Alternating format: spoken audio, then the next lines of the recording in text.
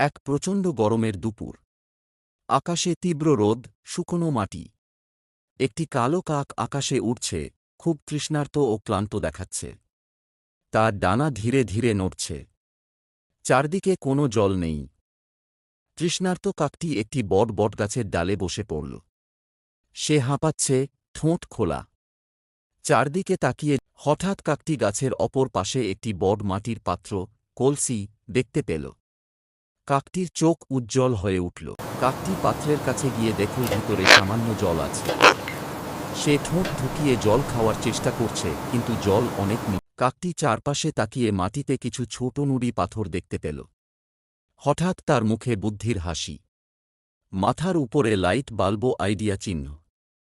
কাকটি একটি একটি করে নুড়ি তুলে মাটির পাত্রে ফেলছে। প্রতিবার নুড়ি পড়ার সাথে সাথে জলের স্তর একটু একটু করে বাড়ছে। পাত্রটি প্রায় ভর্তি।